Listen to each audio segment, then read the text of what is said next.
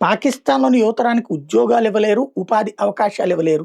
చివరికి కనీస సరైన వైద్యం కూడా అందించలేరు. వాళ్ళందరూ భారతదేశానికో లేకపోతే ఇతర దేశాలకెళ్ళి గల్ఫ్ దేశాలకెళ్ళి బ్రతికే కర్మ వాళ్ళది. కానీ అక్కడున్న మరి ఆ ప్రజలే తిరగబడి ఏంటని నిలదీయకుండా ఉండటం కోసం మత ఉన్మాదాన్ని ప్రేరేపిస్తారు. భారత్‌ని బూచిగా చూపెడుతుంటారు.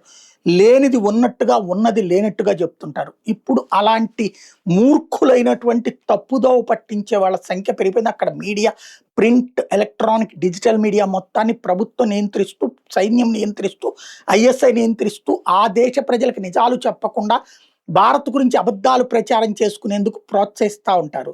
భారతదేశంలో 23 మసీదుల్ని గత 2 నెలల్లో ధ్వంసం చేశారని అక్కడ ప్రచారం చేస్తున్నారు. ఏమిటవి?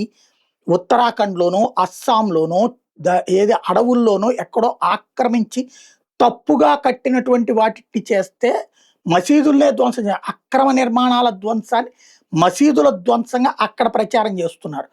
అదే సందర్భంలో విచిత్రం ఏంటంటే భారతదేశంలో 6,00,000 మసీదులున్నాయి.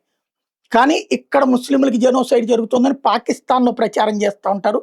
10,00,000 రెట్లు ప్రచారం చేస్తుంటారు. అదే సందర్భంలో పాకిస్తాన్‌లో టెంపుల్స్ ఉన్నది 20. కానీ అక్కడ ఏది టెంపుల్స్ దాదాపుగా వేల టెంపుల్స్‌ని ధ్వంసం చేశారు, నాశనం చేశారు. భారతదేశంలో హిందువులు ఎవరు మాట్లాడరు. లేదా నాస్తిక హేతువాద మేధావి వర్గం కూడా మాట్లాడరు. మన దురదృష్టం అది.